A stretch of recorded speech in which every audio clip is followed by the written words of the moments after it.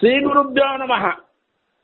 வாகர்த்தாவிவ சம்பிருத்தௌ வாகர்த்த பிரதிபத்தஜே ஜெகத பிதரோ வந்தே பார்வதி பரமேஸ்வரம்.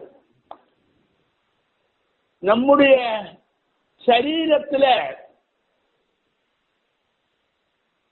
அறிவு புலங்கள் இருக்கு, செயல் புலங்கள் இருக்கு. அறிவு புலங்கள் என்னெல்லாம் நமக்கு ஞானத்தை கொடுக்கணுமோ அதை தெரிஞ்சுக்கிறது. ஆமா,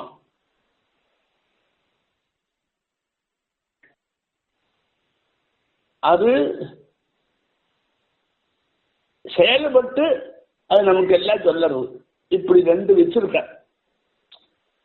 தொச்சற்று ஸ்ரோத்ர ஜிஹ்வாக்ஞானம்.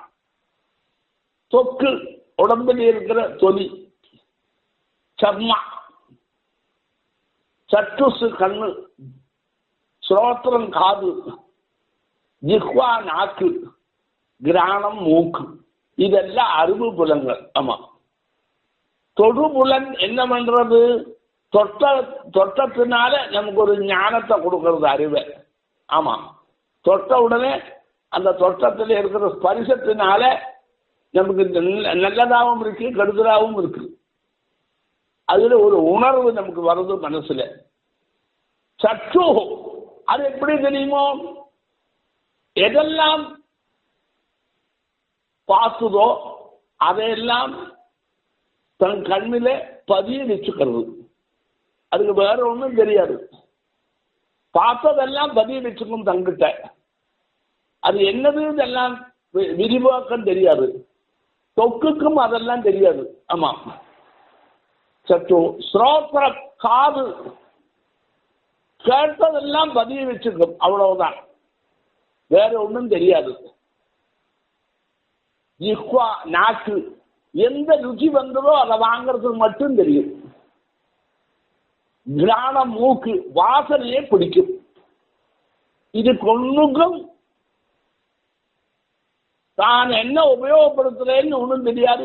இது மட்டும்தான் தெரியும். அது ஸ்வயம் பிரபுத்தம் ஆகாது. அது தன்னுடைய அனுபவத்தை சொல்லவும் செய்யாது. ஆமா ஆமா, மூக்குல வாசனை வந்துட்டா அந்த வாசனையை சொல்ல தெரியாது. வாசனையை வாங்கிட்டு அது சந்தோஷப்படவோ சங்கடப்படவோ செய்யும். நாக்கு ருச்சி வாங்கிட்டா வேணும்னா திருப்பி வாங்கிக்கும், இல்லைன்னா விட்டுவிடும், அவ்வளவுதான். பெரிய ஞானம் ஒன்றும் அதுக்கு இல்லை. அது இந்திரியம் தான் அந்த குறிப்பிட்ட பொருளுடைய தரத்தை நமக்கு எடுத்து சொல்லறதுக்குள்ள இந்திரியம் தான் அது. அது வெறும் அந்த காரியத்தை ஒன்றை பண்ணி வேற ஒன்றும் பண்ணாது. ஆமா, அதே மாதிரி இன்னொன்று இருக்கு. வாக்பாணி பாதபாடு உபஸ்தம். இது செயல் புலங்கள். வாக்கு வாயிலேருந்து வெளியில வர்றது பாரு, அதுக்கு வாக்கு. என்னது அது வாக்கு நீ சொல்ற அப்படின்னா? வாசந்தேவா உபஜீவன் திவிஸ்வே வாசங்கந்தர்வா பதவோ மனுஷ்யா வாசீமா விஸ்வாபுவனான்யத்திதா சானோகமஞ்சுதாமிந்திர பற்றின்னு ஆரம்பிச்சு வாக்க பற்றி வேதம் அனலைஸ் பண்ணி வச்சிருக்கிறா. எல்லாருக்கும் புரியணும்னு.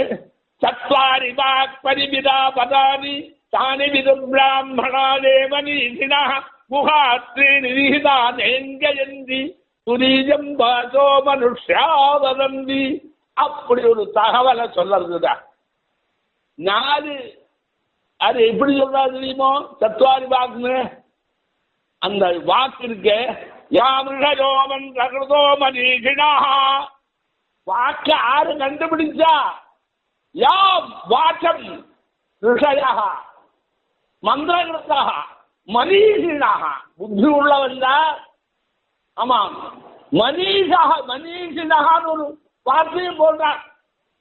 அதனால ஆரெல்லாம் மனுஷனா பிறந்தாலோ அவள் எல்லாரும் ஒண்ணு இல்லைனா எல்லாம் பின்னம். ஆமாம், மந்திரங்களாக மனீஷினாக எங்களை விஜயநகரத்தை போடுவது எல்லாரையும் போல பிரசவிக்கிற போது 10 மாதம் சுமந்து விட்ட மனுஷாலெல்லாம் ஒண்ணுதான், அதில் வித்தியாசம் இல்லை என்கிற மாதிரி எல்லாம் சில நடைமுறைகளை சொல்றாளே, அதெல்லாம் அசட்டுத்தனத்தினுடைய வெளிப்பாடு. ஆமா, புரியலையா?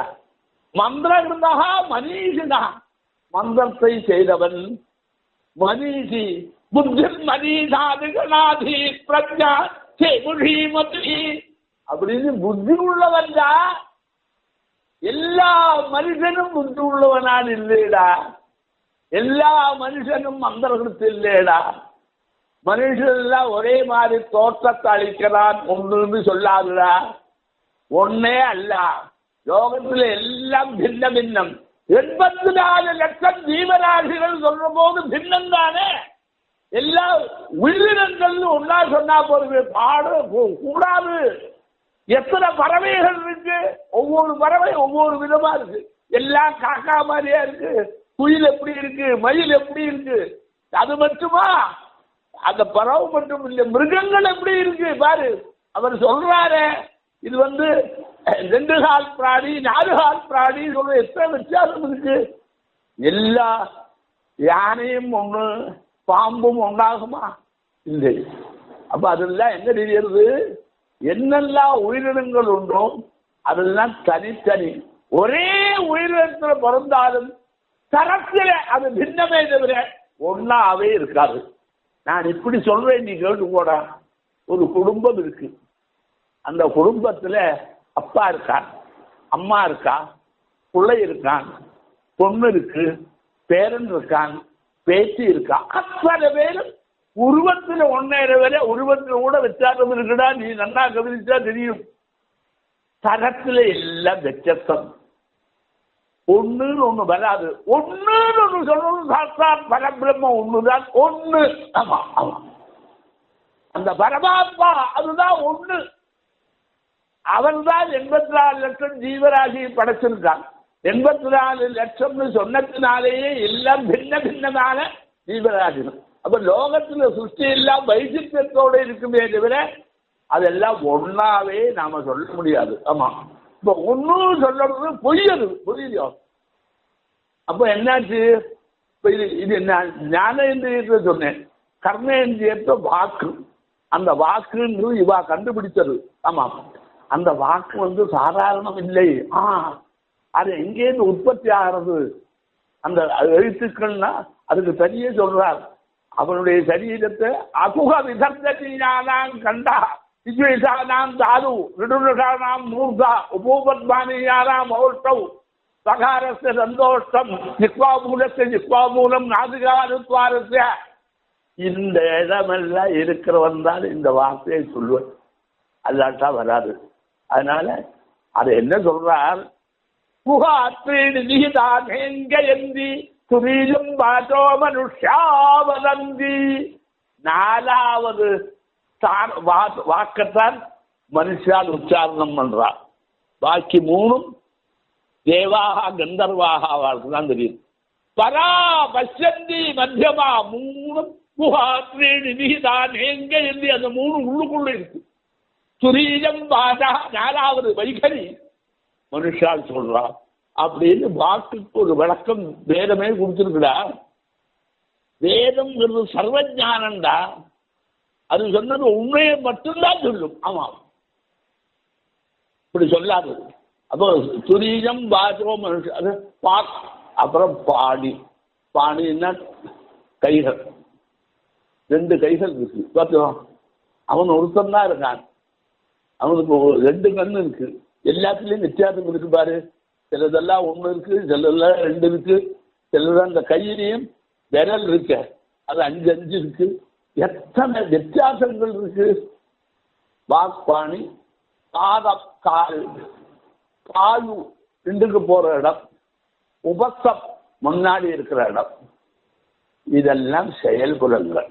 இப்போ நான் இந்த 2ஐயும் சொன்னேன் இல்லையா, இதையெல்லாம் பயன்படுத்துறது நம்முடைய மனசு. ஆமா, அதாவது சரீரத்தில் உடம்பிலேயே ஒட்டின்னு இருக்கக்கூடிய பஞ்சபூதாத்மகமான சரீரத்தில் ஒட்டியுண்டே உட்கார்ந்து இருக்கக்கூடியதான 5 செயல்புலங்களும் 5 உன்னுடைய இதை சொல்றத இது ஞானத்தை ஊட்டுறது இல்லையா? அந்த ரெண்டு புலன்களும் என்ன செய்யறதுன்னா மனசுக்கு பயன்படுத்துறதுக்கு தயாரா இருக்கு. மனசுதான் இதை கையில அடக்கி வச்சிருக்கு. மனசுக்கு தான் இது தெரியணும். அதாவது அந்த புலன்கள் இருக்க ஞானம், அந்த புலன்கள் எல்லாம் மனசுதான் தெரிஞ்சுக்கணும். தெரிஞ்சுக்கிறது மனசுக்கு தான். தெரிஞ்சுக்கிறதுக்கு உபகரணமா இது இந்த புலனோக்களை பயன்படுத்துறது. ஆமா, அது உபகரணம் தெரிஞ்சுக்கிறதுக்கு. அந்த உபகரணத்துக்கு அதை தெரிஞ்சுக்கிற சாமர்த்தியம் இருக்கிறதுனால அதை நாம் என்ன பண்றோம்? ஞான புலன்னு சொல்லிருக்கோம். ஆமா ஆமா, ரெண்டு இருக்க, செயல் புலன், அப்புறம் என்ன, அதே மாதிரி அறிவு புலன். அந்த அறிவு புலன் அந்த புலனுக்கு அறிகிற சக்தி இருக்கிறதுனால அதை அறிஞ்ச ஞானம் மனசுக்கு தான் தெரியும், வேற யாருக்கும் தெரியாது. ஆமா, அப்ப என்னாச்சு, இந்த மனசு என்ன பண்றது, ரெண்டு புலனையும் சரி பண்ணி வைக்கிறது. அதுல இருக்கிற அறிவை வாங்கிக்கிறது. அதை வாங்கியிருந்தா அந்த அறிவை எப்படி பயன்படுத்துறோம், எப்படி செயல்புலனை பயன்படுத்துறோம் என்கிறதெல்லாம் மனசோட ஒட்டி இருக்கக்கூடியதான புத்திக்கு தெரியும். புத்தி புத அவகமன ஞானம் எப்படி செயல்படுறது என்கிற அறிவு புலன், அது இந்த அறிவு புலன் அல்ல. அப்ப அதுக்கு தெரியும் இதை எங்க பயன்படுத்தணுங்கிறது தெரியும். அப்ப அந்த அந்த அறிவு புலன் என்ன பண்ணும், புத்தி இருக்க அது என்ன பண்ணும், அதை எப்படி பயன்படுத்தணுங்கிறதுக்காக அதை ஆர்டரை போடும். அப்படிதான் நாம வந்து இருக்கோம். அந்த புலன்ல எல்லாத்தையும் புலன்ல வச்சிருந்து நம்முடைய ஜீவிதத்தையே ஒரு வழிக்கு திருப்பி விடுறது யாரு தெரியுமோ, அந்த மனசு. அந்த மனசு வெறும் மனசு ஒன்னா இருந்தா தேவலை. அதுல 4 இருக்குடா, மனோ புத்தி சித்தம் அகங்காரம். ஆமா இருக்கு, புத்தியும் இருக்கு. அப்போ அந்த புத்தி தான் பண்ணணும். அந்த மனசு சில சமயத்துல இந்த அறிவு புலனோட வந்து போய் போய் போய் பழக்கத்துல லோகத்தில் இருக்கிற பல விஷயங்களை அது முதல்ல தெரிஞ்சுக்கிறதுனால அது என்ன பண்றது, அந்த மனசுலேயே அந்த எண்ணத்தை கொண்டு வருவது, அதுக்கு பயம் வந்து விடுறது, ஒரு விட்சேபம் வருது. ஆமா, ஒரு பரபரப்பு வருது. சிலப்ப என்ன ஆயிடுறது, கொந்தளிப்பு வருது, அப்படியே கூத்தாடுறது. இப்படி ரெண்டும் வந்தா அந்த மனசுக்கு எப்படி வேலை செய்யணும் தெரியாமல் விருத்தமான வேலையை செய்யறதுனால நம்முடைய செயல்பாடுகள் எல்லாம் எல்லா விதமான குறையும் நமக்கு வரும். இதுலேருந்து நீ என்ன தெரிஞ்சுக்கணும், மனசு திருடமா இருக்கணும், அதை வாங்கிட்டு சரியா வேலை செய்யணும், அதுக்குள்ளது நமக்கு வேணும். அதுக்காக சொன்னா அந்த மனசே நம்ப முடியலடா. ஏன் தெரியுமா, அந்த மனசு இருக்கு பாரு, அது பொய்ய சொல்லுண்டா. அதே மாதிரி வாக்கு இருக்க, அதுவும் பொய்ய சொல்லும். ஆமா, வெளியில சொல்ல தெரியுமே, காதுக்கு பொய் சொல்ல தெரியாது, கண்ணுக்கு பொய் சொல்ல தெரியாது, புரியலையா, மூக்குக்கு பொய் சொல்ல தெரியாது. பொய் சொல்ல தெரிஞ்சது வாக்கு, செயல்புலன்ல வாக்கு. அதுக்கப்புறம் அந்த அறிவுபுலன்ல ஒண்ணுமே இல்லை, ஒண்ணுமே தெரியாது, ஒன்றும் சொல்ல தெரியாது.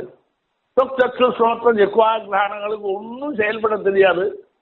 அந்த அறிவெல்லாம் தெரிஞ்சு வாங்கிக்கிறது இந்த மனசு, அது பொய்யா சொல்றது. ஆமா, அப்ப அதுக்கு எல்லாமா சேர்த்து ஒரு பொய். அப்ப என்னாச்சு, அந்த அந்த ரெண்டும் பொய் சொல்லும் அப்படின்னு சொல்றாங்க. வாக்கும் பொய் சொல்லும், அதுதான் பொய் வாசாவதி, அதுதான் மனசாத்தியாயதி, சற்றுவை சத்தியம் அப்படின்னு சொல்லிட்டு, சத்துசு பொய் சொல்லாதுன்னு சொல்லிட்டு, அதுல ரெண்டையும் சொல்லி சும்மா இருந்தா போதுமே. என்ன காரணம்னா, நேரடி பார்க்கறத பொய்யா சொல்லறதுக்குள்ள சாமர்த்தியம் மனசுக்கும் இருக்கு, வாக்குக்கும் இருக்கு. ஆமா, நேரடி பார்த்தது சத்தியம் எதுவோ அது தெரிஞ்சிருந்தா கூட அதை மறைச்சு தன் விருப்பப்படி பொய்யா வெளியிடறதுக்குள்ள சாமர்த்தியம் ரெண்டுக்கும் இருக்குடா. மனசு சத்தியத்தை தெரிஞ்சிருந்தா கூட அது பொய்யா மாற்றி சொல்லும். வாக்கும் அப்படி சொல்லும். அப்படி வந்த உடனே எல்லாருக்கும் கவலையாயிடுச்சு. அப்ப என்ன பண்ணால் அந்த சற்று பாரு, அது பொய்ய சொல்லாது, அதுல பதிஞ்சது அப்படியே இருக்குமே தவிர பிக்சரை மாற்றி காட்டாது, அதுக்கு தெரியாது. அப்போ அது சத்துருவே சத்தியம். நான் ஒரு சின்ன திருஷ்டாந்தம் சொல்றேன்றது. ரொம்ப பழைய காலத்துல என்ன பண்ணுவான்னா, 2 பேருக்கு சண்டை வந்தது. அவன் என்னுடைய பணத்தை எல்லாம் திருடின்னு விட்டான், அதை வாங்கி கொடுக்குன்னு அங்கே போய் சொல்லுவேன். சொன்ன உடனே அந்த ஜட்ஜ் என்ன பண்ணுவான், அது சரி நீ அவன் திருடுதாங்கிறையே உனக்கு எப்படி தெரியும், அதுக்கு சாட்சி இருக்காக கேட்பார். சாட்சிங்கிற சப்தத்துக்கு அர்த்தம் என்ன தெரியுமோ, சாட்சாத் திரஷ்டா சாட்சி, நேரடி பார்த்தவன் இருக்கானா அப்படின்னு கேட்பார். ஏன் அப்படி வந்தது தெரியுமோ, பார்த்தவருடைய கண்ணுல உண்மை மட்டும்தான் தெரியும். கண்ணு பார்த்தா அது அப்படியே ஒரு படம் போட்டு கையில வச்சுட்டு விடும். அந்த கண்ணால பார்த்தது இருந்தா கூப்பிடும்பா. அப்போ நாம இப்ப என்ன பண்ணிட்டு இருக்கோம், பார்த்தவன் யாரும் இல்லைன்னு சொல்றது இல்லை. சரி நாளைக்காவது சாட்சியை கூட்டிட்டு பாம்பன், இவன் ஒருத்தரை கூட்டின்னு வந்து பொய்ய சொல்றது ஒருத்தர் நினைப்பான். அந்த சாட்சி பொய்ய சொல்லுவா. நமக்கு நிறைய அனுபவம் இருக்கு. ஆமா. அப்ப என்னாச்சு, இந்த வாக்கு இருக்க அது பொய்ய சொல்லும். அப்படி பொய்ய சொல்றது மனசும் பொய்ய சொல்லும். இந்த ரெண்டும் பொய்ய சொல்றதுனாலதான் நம்முடைய சிந்தனையில பல நல்ல விஷயங்கள் வந்தா கூட அந்த மனசு ஏற்றுக்காத இருந்துட்டா இந்த பொய்யை வச்சிருந்தே அதுலேருந்து தப்பிச்சுக்கிறதுக்கு வழி இருக்கா தேடுறதெல்லாம் நாம நடைமுறையில கொண்டு வர்றதுனால்தான் நாம எல்லா துக்கத்துக்கும் ஆழ்ந்து போய் அதுலேருந்து வெளியில வராத என்ன செய்யறது ஆளா பறக்கிறோம். ஆமா, புரியலையோ? நமக்கு நல்லா தெரியறது அவனுடைய மைண்டுக்கு தெரியும். நான் சொல்றது பொய் தான், ஆனா அந்த பொய்யை சொல்லுவேன், அது ரைட் திரும்பல். அதனால மனசும் வாக்கும் எப்ப வேணா பொய் சொல்லலாம், அதை வச்சிருந்து நம்பாத. கண்ணு இருக்க அதுதான் உண்மையை சொல்லும் அப்படின்னு ஒரு தகவலை வேதத்துல சொல்லிட்டு. ஏன் இப்படி சொல்றேன்னு கேட்டா, இந்த ஒண்ணுக்கு மட்டும் அது இல்லை, இந்த அனுத பாஷணம் இருக்க நாமே நான் நம்பதே இருக்கு. வேதமே சொல்றது அனுதத்தை சொல்லாதேன்னு. உன் கண்ணும் உன்னுடைய கண்ணின் உண்மையை சொல்ற கண்ணும் வாக்கும் மனசும் அனுதத்தையே சொல்லுறது. நீ எப்படி வேலைன்னு சொன்னா கூட அதையும் மீறி அனுதத்தை சொல்றது. இப்படி ஒரு கெடுதல் இருக்கு. நான் இன்னொன்னு சொல்றேன் கேட்டுக்கோ. நமக்கு எல்லாமே என்ன தெரியுமோ, வேதம் சொல்றதுதான் உண்மை. அது நமக்கு சொல்லித்தருது. சரீரத்தில் இருக்கிற அங்க பிரத்யங்கங்கள் எல்லாமே நம்முடைய செழிப்புக்கும் நம்முடைய சந்தோஷத்துக்கும் வந்ததாக்கும். அது ஆமா, நம்முடைய சங்கடத்துக்கு அல்ல, நம்ம சந்தோஷத்துக்கு வந்ததாக்கும். சந்தோஷத்துக்கு வந்ததை அந்த வழியில திருப்பி விடாமல் சங்கடத்துல திருப்பி விடுற மாதிரி கொஞ்சம் சொல்லி நாம மாற்றிக்கிறோம். ஆமா. அப்ப நமக்கு என்ன தெரியல, புத்தி இல்லை. அந்த புத்திக்கு செழிப்பு இல்லை, நல்ல விவேகம் இல்லை. விவேகம் இல்லாத புத்தி நம்மளுக்கு இருக்கு. அதையெல்லாம் இருந்து நாம தெரிஞ்சா கூட நாம் புத்திமான் தான் சொல்லிக்கலாம். அதனால நம்மளையெல்லாம் நம்முடைய கெடுதலுக்கு காரணமா இருக்கோமே தவிர வேற யாரோ நம்முடைய கெடுதலுக்கு காரணம்ங்கிறது இருக்கு, அதுவே போய். ஆமா. அப்ப என்ன எதுக்கு இது சொன்னார்னா, அப்படி பொய்ய சொல்லும்னு நான் சொன்னா போருமா உனக்கு? வேதமே சொல்றதுடா. ஆமா, தேவாளுக்கு கவிழ்த்த போடுற போது நான் தான் அந்த பெயரை சொல்லி போடுறேன். அதனால அதுலதான் அவ ஜீவிக்கிறான். அப்ப நான் தான் தேவாளுக்கு கவியத்தை வகிக்கிறவன் அப்படின்னு இது சொல்லிச்சு. இது வாக்கு. உடனே மனசு என்ன பண்ணி நானாக்கும் இருக்கு. ரெண்டும் சண்டை போட்டுது. நேர பிரஜாபதி போச்சு. நானாக்கும் பண்றேன்னு நானாக்கும் சொல்றேன். உடனே அவரை என்ன பண்ணார், உண்மையை சொல்லி விட்டார். ஏன் தெரியுமோ, நீங்க 2 பேரும் பொய் சொல்லுங்க. புரியுதா? வாக்கு பொய் சொல்லும். அதனால நீ சொல்றது தப்பு. நீ மனசனுடைய தூதியாக்கும். அதனால மனசுதான் தேவாளுக்கு எல்லாத்தையும் போடுறது, நீ அல்ல. மனசு என்ன நினைக்கிறதோ அதை அப்படியே ரிப்பீட் பண்ணுதே தவிர வாக்கு வாக்குக்கு ஒன்றும் வேலையே இல்லை, அதனால அது ஒன்றும் கிடைக்காதுன்னு சொல்லுவோம்.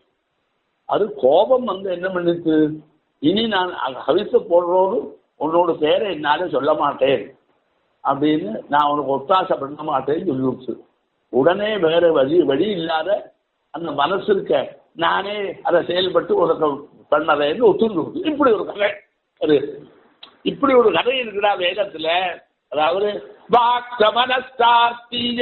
மகம் தேவேத்யோ ஹவ்யம் வஹாமீதி வாகப்ரவீதஹம் தேவேத்யைதி வனஸ்தௌ பிரஜாபதின் பிரஷ்டமைதாகம் சோப்ரவீத பிரஜாபதிः தூதி தேவத்வம் மனசோசி யத்தி மனசாத்யாயதி தத்வாசா வததீதி தத்கரு சுப்பன்ன வாகாதுஹவன்னித்ய பிரவீத தஸ்மான் மனசா பிரஜாபதயே யுக்ததீன்னு இருக்கு. இதுக்கு நான் இதை சொன்னேன், ஏற்கனவே சொல்லியிருக்கேன், இருந்தாலும் மறந்து போயிருக்குமே சொன்னேன். அப்ப என்னாச்சு, அது பொய் சொல்லும் என்கிறதுக்கு அடையாளம் வேதத்திலே ஒன்று இருக்கு. அதுக்காக சொன்னேன், ரிப்பீட் பண்ணேன்னு நேரம் போறது அது தப்புதான், இருந்தாலும் ரிப்பீட் பண்ணியிருக்கேன். ஏற்கனவே சொல்லியிருக்கேன்னு உனக்கு. இப்ப என்னன்னா அந்த அது பொய்யை சொல்லிட்டு இது நான் தான் அவர்தான் மனசுதான் காரணம் என்று சொல்லலை.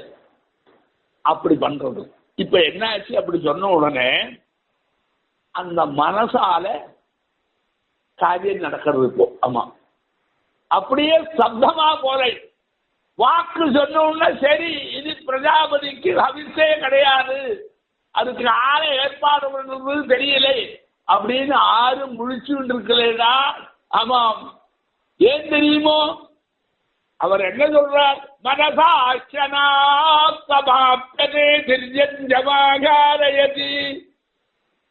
மனசினால அடைய முடியாததா அடையலாம். அந்த சாமர்த்தியம் உண்டு மனசனுடைய பெருமையை சொல்றதுக்காகவும் வந்திருக்கு. ஆமா, மனசாகி அனாப்தம் ஆப்தியதே, அடைய முடியாததை மனசினால அடைஞ்சு விடலாம். நான் ஒன்னு சொல்றேன், அடைய முடியாதுன்னு என்னெல்லாமோ இருக்குதா, அதெல்லாம் மனசுனால கிடைச்சு விடும். எப்படி சொல்றார், வேதத்துல நம்முடைய நடைமுறையில என்ன சொல்லுவர், இப்படி சொல்லு, நீ என்ன செய்யணும், சின்ன வயசுல என்ன வேணும், கைசவே அபியஸ்த வித்யாலாம் யௌவனே விஷயினாம் வார்த்தகே முனிவர்த்தினாம் யோகே நாந்தே தருத்தியதா அப்படி சொல்லி விட்டாங்க. மூணும் நமக்கு சரியாயிடும். யோகத்தினால கடைசியில சரீரத்தையும் தியாகம் பண்றதுன்னு சுயம் நாமே சரீரத்தை விட்டுட்டு வரத்துக்கு வச்சுட்டார். அது மனசுனால நடக்கும். நீ பாரு, எத்தனை கதை கேட்டிருக்கேன் நீ புராணங்கள்ல. அவர் தபசு பண்ணார், உடனே பகவான் அனுகிரகம் பண்ணார், அவனுக்கு வரம் கொடுத்தார், பெருசாயிட்டார் சொல்றிய. சரீரத்தினால இல்லது மனசா, சரீரத்தினால அடைய முடியாது, இன்னொரு வழியிலே அடைய முடியாது. தபசாட்சனாம் அது இது மாதிரி அது கிடைக்கிறது. அப்ப நமக்கே தெரியறது அடைய முடியாததுன்னு ஒரு பொருள் லோகத்தில் இல்லை. ஏன்னா எல்லா வழியிலையும் கிடைக்காதா கூட மனசுனால அடைஞ்சு விடலாம் என்கிறதுனால மனசா சனாப்த மாப்பியதே சொன்னார். அப்ப அந்த மனசுக்கு ஒரு பெருமை இருக்குடா. நாம் என்ன செய்யறோம், மனசை சரியான வழியில பிரவர்த்தனம் பண்றதுக்குள்ள சாமர்த்தியத்தை வளர்த்திக்கலை. ஆமா, நம்முடைய காமக்ரோக லோகோக மதம் ஆச்சரியாதிகளை அதோட ஒட்ட வச்சு அதை உபயோகம் இல்லாத இந்த விஷயங்களை எல்லாம் தேடி பிடிச்சு சந்தோஷப்படுறதுக்காக உயர்ந்த மனசை தாழ்ந்த வேலையில நாம செல்லி விடுறோம்டா. எப்படிதான் அது, அந்த மனசுனால உனக்கு சாட்சாத் பரம்பிரம்மத்தை லயிக்கலாம். இருக்கு, உனக்கு பரபிரம்மன் சொன்னாலும் தெரியல, லயிக்கிறது போகிறதும் இல்லை. லௌகிகமான சுகபோக சாதனங்கள் இருக்கு பாரு, வியாபகாரி லோகத்தில் இருக்கக்கூடிய சுகபோக சாதனங்கள்ல பிரியம் இருக்கிறதுனால அது எப்படியாவது அடையணும்னு முடியாத போறது காமக்ரோக லோக மோகங்கள் தான் அந்த கடறி விட்டுருக்கு. அதுக்காகவே அந்த மனசை அலக்கழிக்கிறது. அது கிடைக்கலே சொன்னா கூட விடுறதே இல்லை, முடிஞ்ச வரைக்கும் பார்ப்போம்னு ஆயுஷ்கால வரியன்னும் அதிலே வர. அப்போ அந்த மனசை நல்ல வழியில திருப்பி விட்டு நித்தியானந்தத்தை அனுபவிக்கிற மாதிரி ஒரு சந்தர்ப்பத்தை கொண்டு வரத்துக்கு மறந்து போய் காமக்ரோதத்தினால வரக்கூடியதான விஷயத்துக்கு கொண்டு வரேன். ஆமா, அப்படி. அப்ப என்ன ஆயிடுது, நீ ஒண்ணு கவனிச்சு பாரு,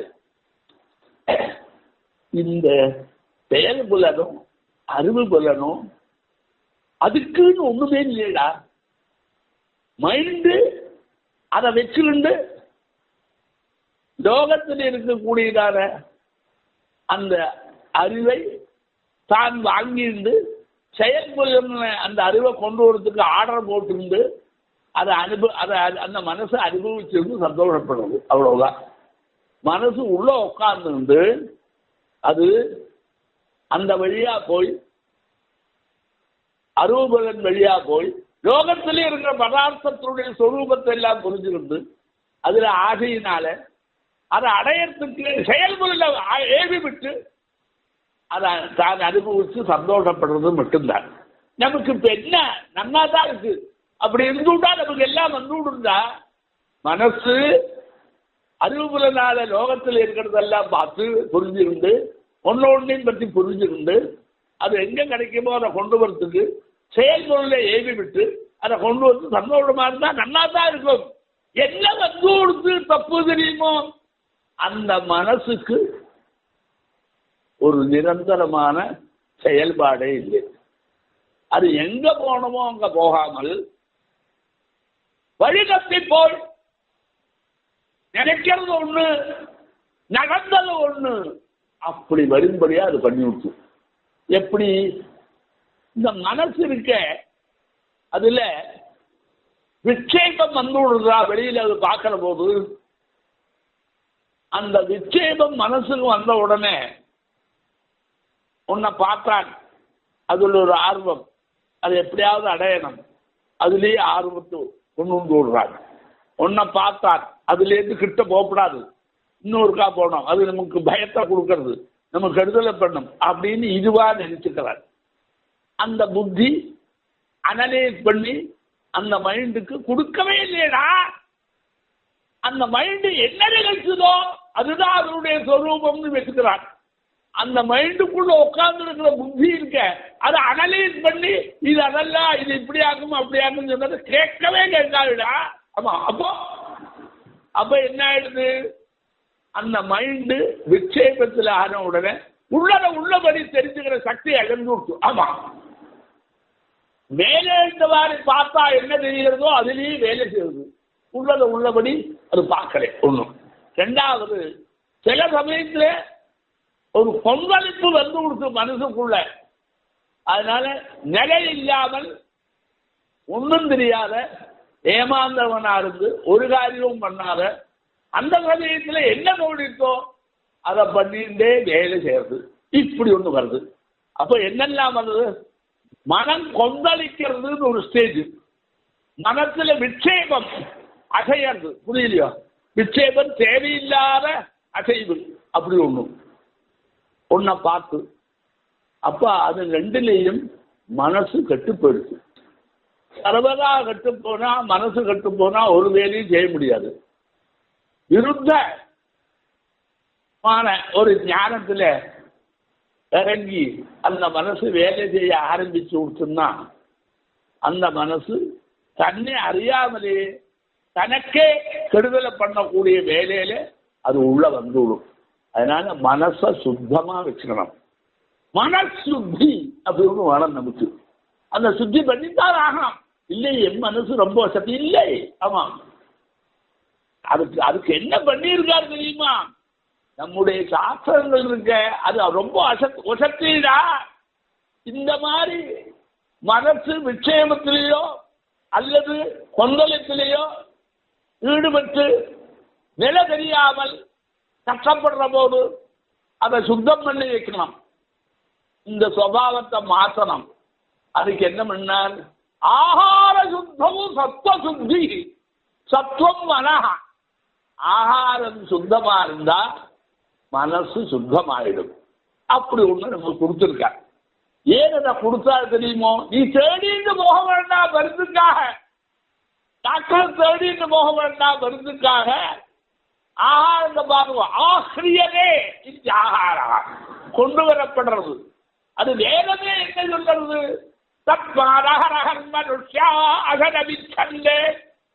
உனக்கு 2 வேளை உணவு வேணும், அதை பண்ணாதான் சரி. எதுக்கு? நீ சாப்பிட்டு சாப்பிட்டு சந்தோஷமா இருக்கிறதுக்கு இல்லையடா. உன் மனசை சுத்தம் பண்றது வேலையும் அந்த ஆகாரம் பண்றது. ஆமாம், புரியலையோ? அப்ப அந்த ஆகார சுத்தம் சத்துவ சுத்தி. சத்துவம்னா மனஹா அப்படின்னு ஆகாரத்தை சொல்லிட்டு, இந்த மனசை என்ன பண்ணிட்டு தெரியுமா? பெரிய அந்த ஆகாரத்தை சாத்விக ஆகாரம், ராஜச ஆகாரம், தாமச ஆகாரம், அப்படி ஆகாரத்தில் இருக்கிற பாகுபாடை புரிஞ்சுக்கிண்டு ஆகாரம் பண்ணாமல் அதுக்கு எது பிரியமோ அதை பண்ண ஆரம்பிச்சு. ஆமா, மனசுக்கு எது பிரியமோ அதை பண்ண ஆரம்பிச்சு.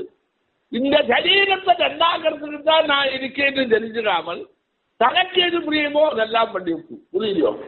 அப்ப என்ன ஆச்சு? அந்த ஆகார அசுத்தினால அந்த கொந்தளிப்பு போகலை, மறுபடியும் சமர்த்த கொடுத்தது. ஆகார சுத்தம் சத்வ சுத்தி. ஆகாரம் எப்படி சுத்தி தெரிஞ்சுக்கணும். நீ ஆகாரம்னா என்னதுன்னு நினைச்சுட்டு இருக்க? இயற்கையில உற்பத்தியா இருக்கக்கூடியதான பதார்த்தம் தான் ஆகாரம். ஆமா, நீ இயற்கையில உற்பத்தி ஆனவன்டா. நீ இயற்கையில உற்பத்தி ஆனவன். ஆகாரம் இயற்கையில உற்பத்தியா இருக்கு. அதுவும் பஞ்சபூதாத்மகம், நீயும் பஞ்சபூதாத்மகம். அப்ப இங்க மனசுல உனக்கு என்னெல்லாம் குறை இருக்கோ அந்த குறைய தீர்த்து மனசு சரியானபடி செயல்படுறதுக்கு திருப்பி விடுறதுக்கு யோகியதை ஆகாரத்துக்கு இருக்கு. அதனாலதான் நீ ஒன்று கவனிச்சு பாரு. நீ நிறைய சாப்பிட்டா நன்னார் பண்ணலடா. காட்டுல போய் தபசுல ஈடுபட்டவன் காட்டுல கிடைக்கக்கூடிய பதார்த்தத்தை சாப்பிடுறான்டா. இங்கிருந்து இட்லி தோசை அப்படி எல்லாம் ஒன்றும் பண்ணவே இல்லைடா அவன். ஆமா, புரியலையா? பழம் அதை சாப்பிட்டு ஜீர்ணமாக இருக்கான்.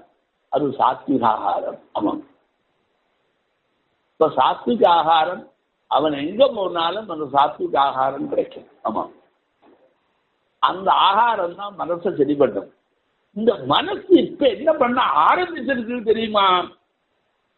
தெரிஞ்சே அந்த மனசு சாத்விக ஆகாரம், ராஜசாகாரம், தாமசாகாரம் என்கிற பாகுபாடை தெரிஞ்சிருந்து அனலைஸ் பண்ணி உட்கொள்ளாமல் தனக்கு எது பிடிக்குமோ அந்த மைண்டுக்கு, ஆமா அந்த மனசுக்கு எது பிடிக்குமோ அதை சாப்பிட ஆரம்பிச்சு விடு. அதனுடைய திருப்தியை அது பார்க்கறது. என்னால இந்த சரீரமும் புத்தியும் வளரணும்னு நினைக்கிறத மறந்து அதுக்கு எது பிடிக்குமோ அதை சாப்பிட ஆரம்பிச்ச உடனே அதை சுத்தம் பண்ண முடியாத கஷ்டப்படுவோம். எத்தனை பேர் இப்ப நீங்க சிரமப்படுறே பாரு. ஆமா, இதுல ஒரு வேடிக்கை பாரு. இந்த சில ஆகாரம் அபியாசம் பண்ண அதுல பிரியம் ஏற்பட்டு அதிலிருந்து விடுபட முடியாத கவலைப்படுறவா இருக்கா நிறைய. ஆமா, அந்த ஆகாரம் எல்லாம் பண்ணிட்டு இருக்கா. அபியாசத்தினால ஒரு ஆகாரம் பிடிச்சு போச்சு அல்லது மனசுக்கு அந்த ஆகாரம் பிடிச்சு போச்சு அப்படின்னா சரீரத்துக்கு கெடுதல்னு நினைக்காமல் எனக்கு பிடிச்சிருக்குங்கிறதுனாலேயே விருத்தமான ஆகாரத்தை சாப்பிட்டு அந்த மனசு சரீரத்தையும் சரீர அங்க பிரச்சனைகளையும் நாசம் பண்ணிட்டு இருக்க. ஆமாம், மனசுக்கு தேவை. ஆமாம் ஆமாம், என்னமோ சொல்லி பார்க்கிறார், கள்ள குடிக்காத சாராயம் குடிக்காதேன்னு சொன்னா அவருக்கு பிரியமா இருக்கு. சரீரத்தில் கெடுதல் கெடுதல் அப்ப நினைக்கல, மனசு அப்படியே அந்த மனசு கேட்டு வாங்கி சாப்பிடுறது. அப்போ திருட்டுத்தனமா மனசு எதை காப்பாற்றணுமோ அதை காப்பாற்றாமல் நமக்கு எங்க இடம் வந்திருக்காளோ அதையே தன்னுடைய சரீரத்தையே நாசம் பண்ற அளவுக்கு அது மாறுறது. அதனால நாம் என்ன செய்யணும்? இந்த மனசை கரெக்டா பண்ணி வச்சாத்தான் நமக்கு எல்லா விதமான ஸ்ரேயஸும் வரும். அந்த மனசு இருக்க உனக்கு கண்ணுக்கு தெரியாதுடா. ஆமா, மன்யதை இது மனஹா, அவ்வளவுதான். எண்ணம் தான். அந்த எண்ணத்தை நீ கரெக்டா வச்சிருந்தால்தான் அந்த சரீரத்தையும் அந்த ஆத்மாவையும் அவன் எதுக்காக பிறந்தானோ அதை கொண்டு விடுற வழியிற்கு திருப்பி விட முடியும். அதனால்தான் அன்னைக்கு சொன்னா மனதேவ மனுஷாலாம் காரணம் பந்த மோட்சயோகம். யோஜனை பண்ணித்தான் சொன்னாரா. அதனால அந்த மனசை தான் எல்லாத்துக்கும் காரணம்ங்கிறதுனால மனசை சுத்தமா வச்சுக்கிறதுக்கு என்னெல்லாம் சொல்லியிருக்கோ நம்முடைய சாஸ்திரத்துல பெரியவாடு என்னெல்லாம் சொன்னாலோ அதை நாம அனுஷ்டானம் பண்ணிட்டு இருந்தா தான் நமக்கு ஜீவிதம் உண்டு. இல்லைன்னா நமக்கு ஜீவிதம் இல்லை. நாளைக்கு மறுபடியும் பார்ப்போம்.